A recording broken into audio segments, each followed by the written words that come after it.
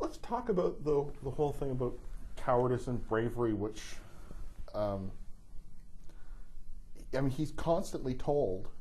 Well, he's constantly, everybody's always disappointed with him, which I found just like heartbreakingly familiar.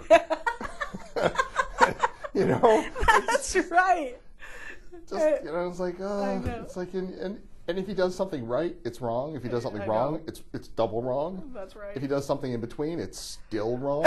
That's right. If he does nothing, it's wrong. Hey, they call it life. Honestly, I think, well, I don't know about you, but most people that I encounter are not that reluctant to express their views, contrary to perceptions about humanity. And also, well, a lot of, Collie's accused of being a coward. And it gave me the opportunity, but maybe you noticed during the book that whenever anybody talks to him about the actual episode involving his alleged cowardice, they always get the details wrong. Yeah, when your brother was killed by that train accident. I know. It's like, what? Well, because how often in our lives are we accepting criticism and moral instruction from people who aren't even informed? But yet, this is what you encounter. And honestly, I will not say most people. I will say many people are blowhards too. And so Collie and cranks. So Collie is constantly coming up against, I guess, the best and worst of humanity.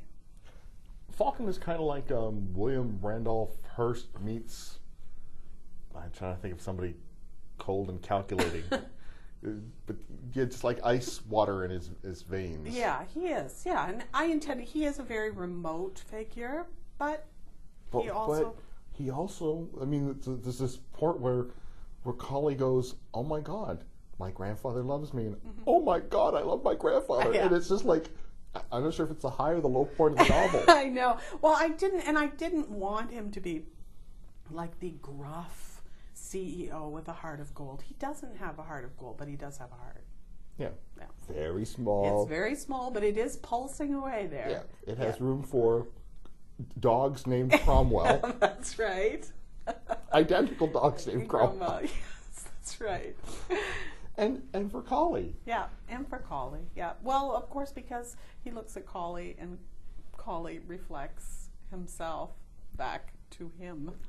But the Falcon also puts up with the uncle and his son-in-law, who he could really cut off without a dime, but he kind of keeps them around and keeps them around. Well, there's probably a part of them that entertains him too.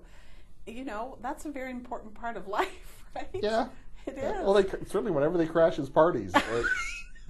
That's right. I mean, people like to be exasperated. What would we do, really, if we weren't? It'd be an awfully dull world without the Toms and the Charlies. Well, it would. Really, it would. Everyone has their place, right?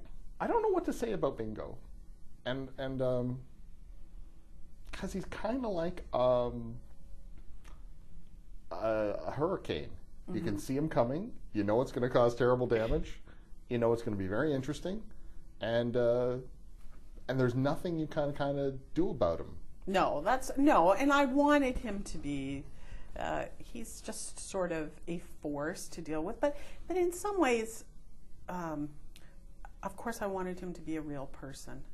But I guess maybe in a way. Well, he doesn't want to be a real person. No, he doesn't want to be a real person. But I mean, but I guess in some ways he's a little bit representative of full-blown adolescence, but in all its glory.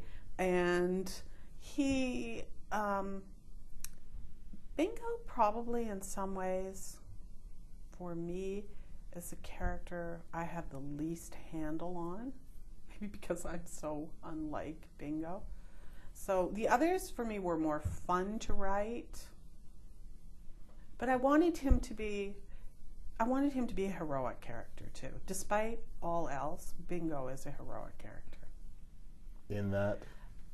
I mean, I think that in that he embodies a lot of traditional heroic characteristics to me. I mean, Bingo I kept asking myself, well, would Bingo have sacrificed his life for Collie? Well, he would. And Collie knows that too. And that's actually Collie's great burden.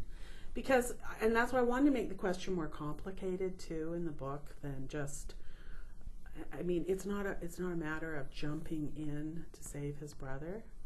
It's not that simple. If he did, he would have died, and he knew that. It was a certain death decision.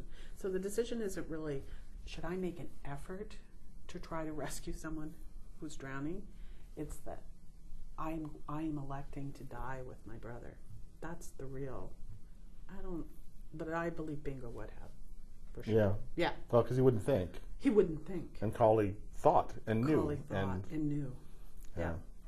So, but I know I'm sounding like a broken record, and it's kind of a mindless thing to keep saying, but there is a place for everyone in this world. There is a place for the heroic person, and part of Collie's struggle is to realize Collie ultimately is a caretaker, and he really doesn't want to be one, and he doesn't even really know he's one. There's a place for that too.